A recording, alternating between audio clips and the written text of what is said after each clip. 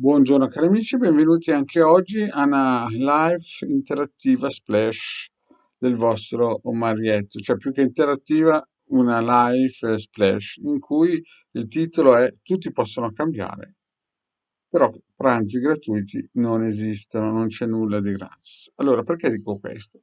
Perché spesso e volentieri, no? Ci sono delle persone che nascono sotto influssi, non dico nefasti, ma impegnativi, no? Influssi planetari negativi e quindi chiaramente hanno un percorso sia karmico che della loro vita impegnativo con magari delle lacune, ad esempio nel posto lavorativo, oppure altri hanno delle lacune nel mondo sentimentale, altre della salute. Insomma, quando si nasce, l'imprinting che i vari pianeti danno sul corpo eterico delle persone sono importanti. Poi, chiaro, c'è quello che nasce con degli ottimi influssi planetari, magari materialisti, ma è basso di Bovis, però questo è un altro discorso. Mettiamo una persona normale che è sui 7500 Bovis e nasce con dei buchi energetici planetari, chiamate poi come volete, un pochettino claudicanti nel settore sentimentale. Allora questa persona molto probabilmente avrà una vita standard, andrà a fare un lavoro secolare, però purtroppo potrebbero influenzare nella sua vita queste mancanze che Salomone 4.000 anni fa aveva capito che si potevano ricucire con dei sigilli, aiutare. Però i sigilli, come spiegato in altre pillole, sono praticamente una, una ricucitura di questi buchi energetici, ma non sono una ricucitura che oggi lo fai, lo consacri, lo battesi a questa causa e poi la cosa dal giorno in altro scompare. Sono dei sigilli che lavorano nel tempo fino a quando una persona lascia questa palla blu.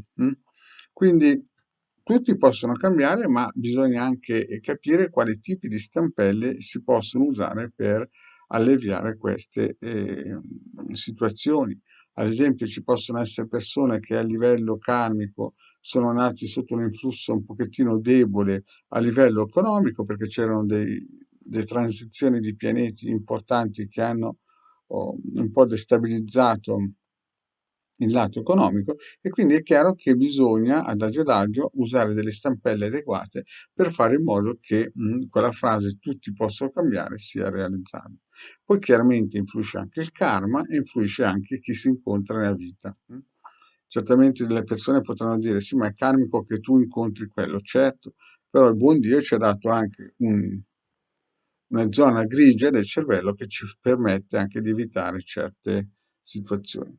Quindi bisogna ricordarsi, la prima cosa è che attualmente tutti teoricamente in linea di massima possono cambiare, ma una tartaruga è difficile farla diventare un'aquila, oppure un'aquila è difficile farla diventare una tartaruga. Quindi c'è un limite a questo. Quindi se uno nasce basso di Bovis, come ho già spiegato tante altre volte in altre pillole, se nasce a 4500 Bovis, è un esempio, sarà sicuramente un grande materialista, magari riuscirà a livello finanziario ad raggiungere vette importanti, ma purtroppo questo limite della materialità non lo spingerà sicuramente alla spiritualità e questo poi chiaramente nella prossima vita, visto che non ci sono pranzi gratis in questo universo, avrà poi un costo. Quindi a tutte quelle persone che pensano che tutti possono cambiare, la risposta è sì. Certamente i pranzi gratis non ci sono e quindi il vostro maretto vi consiglia ad esempio in questo periodo di forte perturbazione astrologica per l'Europa, vi è sempre consigliato il sigillo numero 6, ma anche il 7 va bene di Marte, è importantissimo per difendere la propria persona, il proprio corpo eterico dalla guerra che sta per arrivare. Ne è già partita una con il Covid, avete visto come con questo Green Pass hanno cercato di instaurare una dittatura farmacologica e adesso si passerà a un altro tipo di guerra meno sottile e più visibile.